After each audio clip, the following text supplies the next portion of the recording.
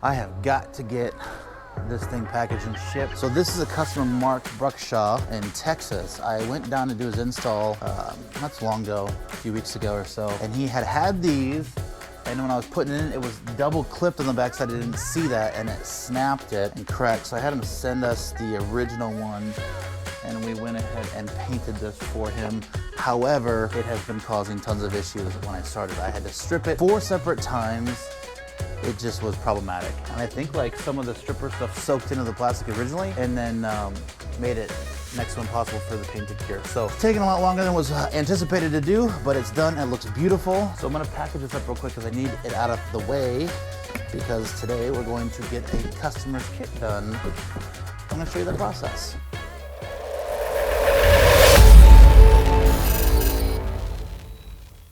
Okay, so now that that is done, we can go ahead and start doing the prep. He ordered a hyper edition. So we gotta do the painting, we gotta do the etching, we gotta do all that kind of good stuff. So we need 2 of the top caps and 2 of the bottom caps. Let's take these back into the paint room. Okay, so those are in here, so let's get some gloves. Always gotta have your gloves. Mainly because I don't want paint on my fingers, but also it makes it easier, no fingerprints and that kind of good stuff. Pull the plastic off of this, because we pre-cut these mainly for the painting purposes because there's an edge on these. So the edge is white, face is black, or whatever color we generally get. Typically, because we do the black editions and we sell more black editions than the colored editions, we stock black material. So we have to paint it when we do any kind of custom color. And like I said, this one is a hyper edition, so it's the hyper metallic gray. We spray and just kind of clean these down, making sure we get all the edges as well.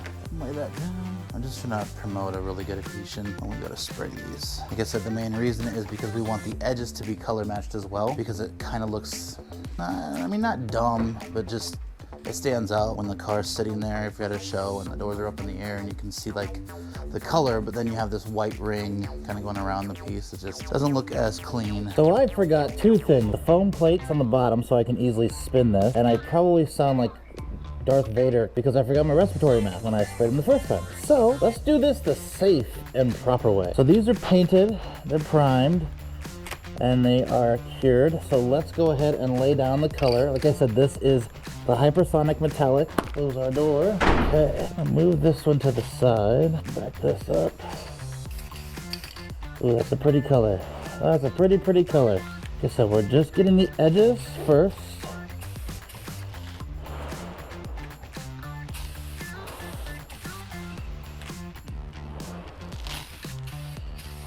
And then one layer, paint on the face of it. This over here, go back, another side,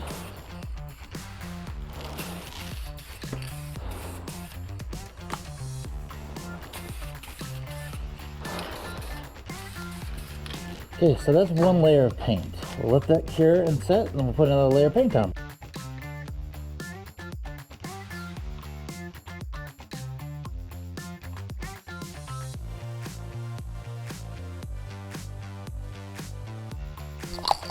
So now that that's done there, what we're gonna do is let's prep the shocks for also paint and primer.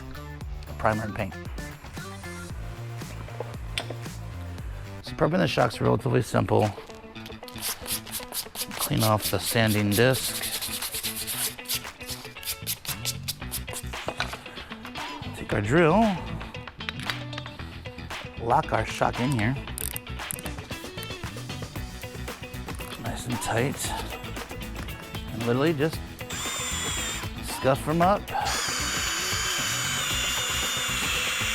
This is definitely the fastest and easiest way to get a very smooth finish and area to start painting.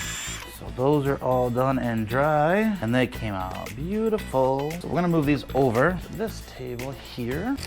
Let them to continue for a while before we clear them out and etch them. Now the shocks. Clean it off. And we're looking at this process for also any other potential defects that will show in the paint when we paint these. And if they look good, then we go to next step.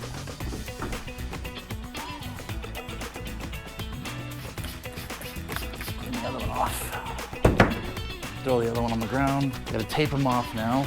Take some blue painter's tape. You gotta make sure we get the absolute edge here because we want it to be perfect. This time I'm gonna remember my damn mask. And then we just paint. We're making sure we're painting every part that's black, and we absolutely do not want to have any runs. So we'll do a light coat just for like an initial curing.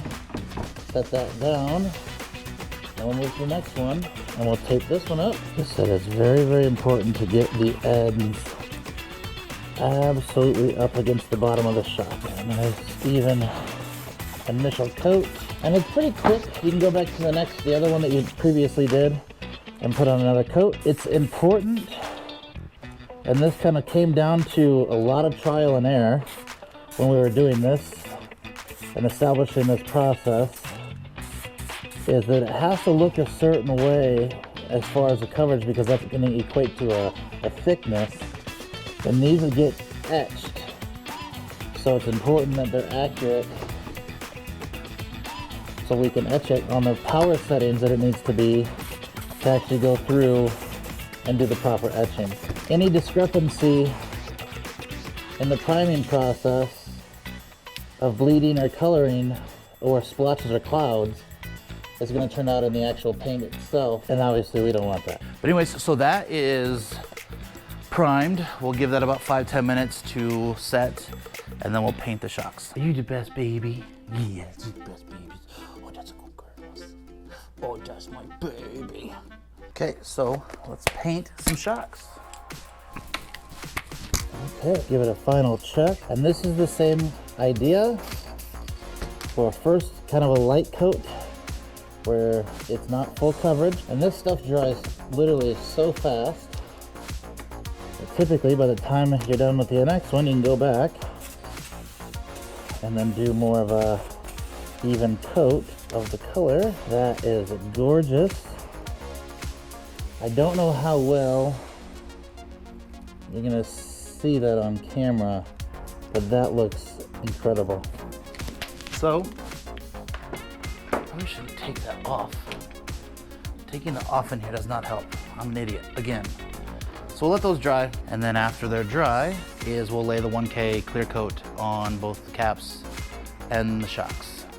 No, scratch that, I forgot, because that process was changed.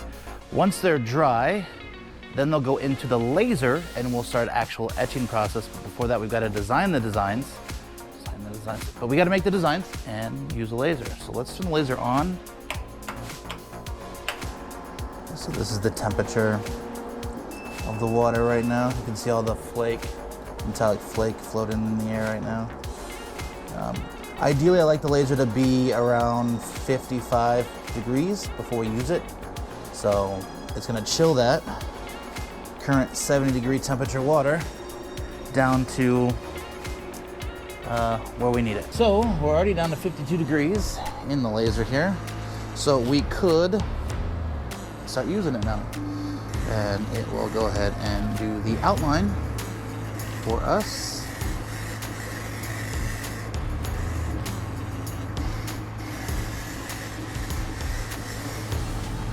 The beep signals that it is done, as we obviously saw it being done. So now we'll open this guy up and we'll get the caps themselves. Bring these guys over here, right here. And we're just basically lining them up with the line that it put out. What I did right there was just box it out so I could see where the actual information is going to be etched in, and it looks fine, so we're gonna hit go.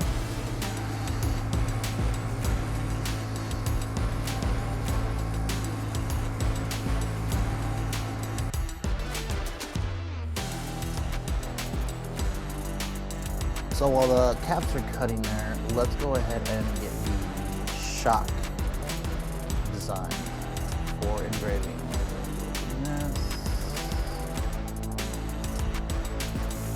Shock.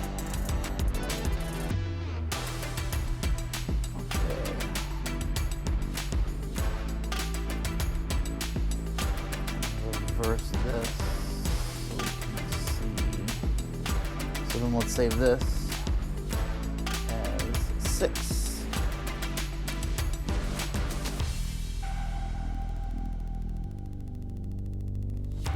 Okay.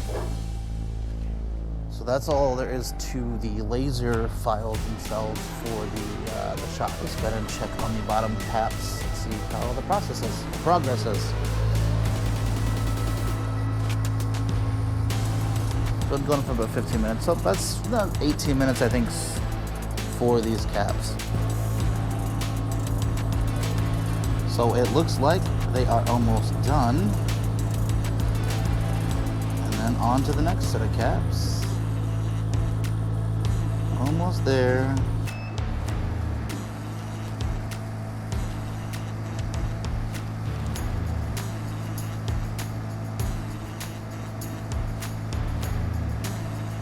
Okay, lines up, looks good. So we're gonna wait about 15 minutes or so until that's done.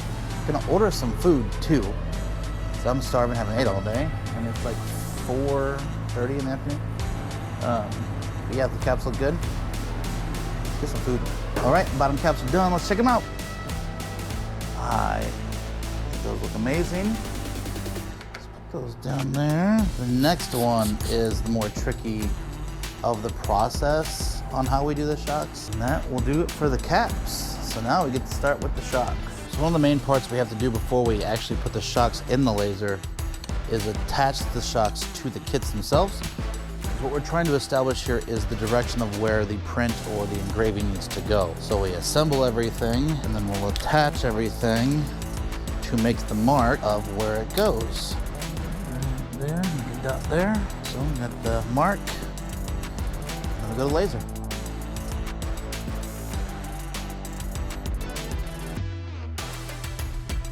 So the shock is almost done. This is the second shock. First one's done and cleaned and hanging. Once this one's done, we'll clean it, and I'll show you what it looks like before we clean it. It's kind of like filmy. It looks like it's filmy or dirty in the part that was just engraved, but we degrease it and then we steam it, and it cleans it out down to the bare metal that we want. Okay. So we'll pull that out, and as you can see here, it looks kind of filmy. It's like a white, milky thing. Some cleaner on it. Right now, kind of filmy, like a white, a light grayish film in there.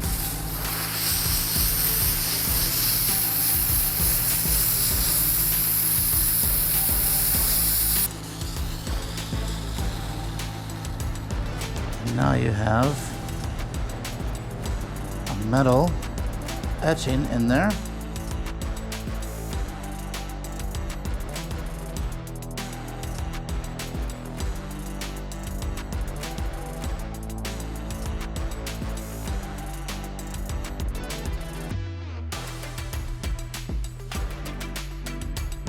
So the shocks came out beautiful as well. Everything actually came out beautiful. Like I said, just got to put the logos in here, and that's it. The car is here for the install tomorrow. It is in the parking lot right now. We'll move it inside the shop before I leave, and tomorrow it's install.